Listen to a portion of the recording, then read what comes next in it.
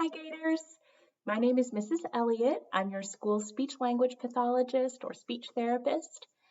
I'm so excited to be here reading with you all today. Today we are going to be reading Ruby the Copycat by Peggy Rathmann. I chose this book because it was one of my favorites when I was about your age that my mom used to read to me quite often. It has been so many years since I've read it, and I am so excited to read it with you all today. So let's go ahead and get started. Ruby the Copycat by Peggy Rathmann. Monday was Ruby's first day in Miss Hart's class. "Class, this is Ruby," announced Miss Hart. "Ruby, you may use the empty desk behind Angela." "Angela is the girl with the pretty red bow in her hair." Angela smiled at Ruby. Ruby smiled at Angela's bow and tiptoed to her seat.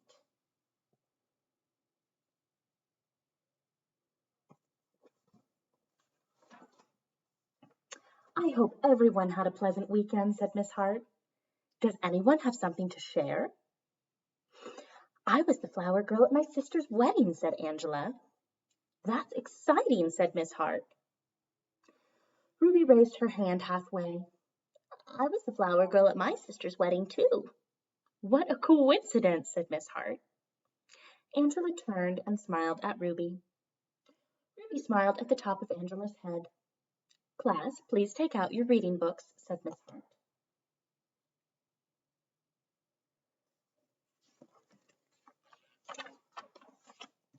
At lunchtime, Ruby hopped all the way home on one foot. When Ruby came back to school, she was wearing a red bow in her hair.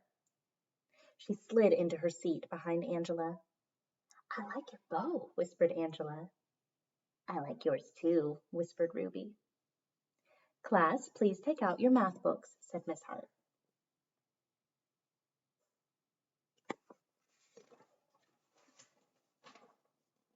On Tuesday morning, Angela wore a sweater with daisies on it. At lunchtime, Ruby hopped home sideways. When Ruby came back to school after lunch, she was wearing a sweater with daisies on it. "I like your sweater," whispered Angela. "I like yours too," whispered Ruby.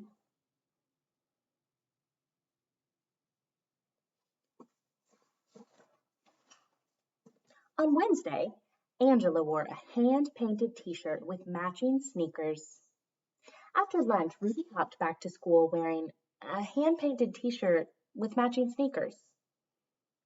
"Why are you sitting like that?" whispered Angela. "Wet paint," said Ruby. On Thursday morning, during sharing time, Angela modeled the flower girl dress she wore at her sister's wedding. Ruby modeled her flower girl dress too, right after lunch. Angela didn't whisper anything.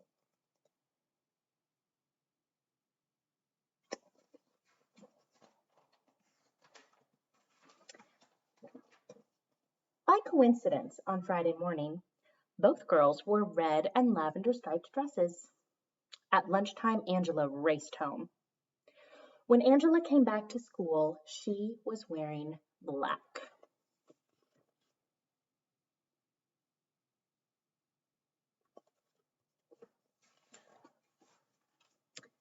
On Friday afternoon, Miss Hart asked everyone to write a short poem. "Would you like to read first?" asked Miss Hart. Angela raised her hand. She stood by her desk and read, "I had a cat I could not see, because it stayed in back of me. It was a very loyal pet. It's sad we never really met." "That was very good," said Miss Hart. "Now, who's next?" Miss Hart looked around the room. "Ruby?"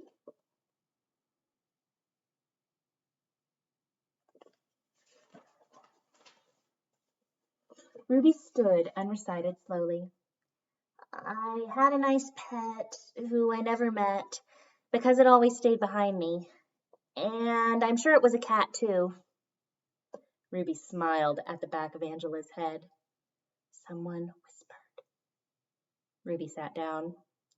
"What a coincidence," murmured Miss Hart.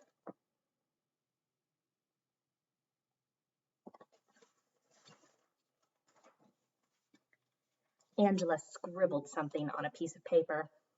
She passed it to Ruby. The note said, "You copied me. I'm telling Miss Hart. P.S. I hate your hair that way." Ruby buried her chin in the collar of her blouse. A big tear rolled down her nose and plopped onto the note. When the bell rang, Miss Hart sent everyone home except Ruby.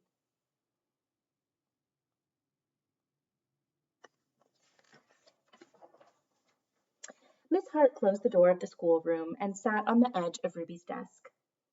"Ruby dear," she said gently, "you don't need to copy everything Angela does. You can be anything you want to be, but be Ruby first. I like Ruby." Miss Hart smiled at Ruby. Ruby smiled at Miss Hart's beautiful polished fingernails. "Have a nice weekend," said Miss Hart.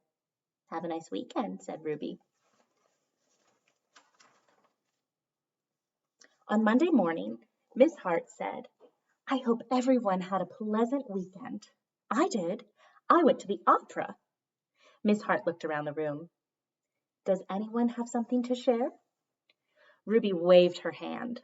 Glued to every finger was a pink plastic fingernail.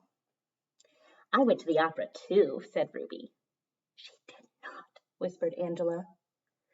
Miss Hart folded her hands and looked very serious. "Ruby dear," said Miss Hart, "did you do anything else this weekend?" Ruby peeled off a fingernail. "I hopped," said Ruby. The class giggled. Ruby's ears turned red. "But I did. I hopped around the picnic table 10 times. Ruby looked around the room. "Watch." Ruby sprang from her desk. She hopped forward. She hopped backwards. She hopped sideways with both eyes shut.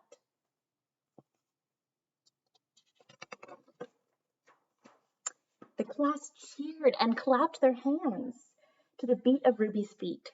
Ruby was the best hopper they had ever seen. Miss Hart turned on the tape player and said, "Follow the leader. Do the Ruby hop." So Ruby led the class around the room while everyone copied her.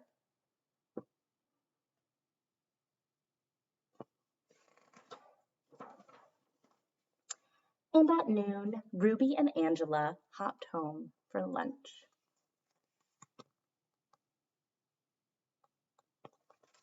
The end. I hope you all loved listening to this book. I loved reading it with you. I hope that you all remember to be yourselves. There's only one you, and if you're not yourself, then who else will be? You all are so missed and so loved, and I hope that everyone remembers that we are so excited and to be together again soon. Bye, Gators.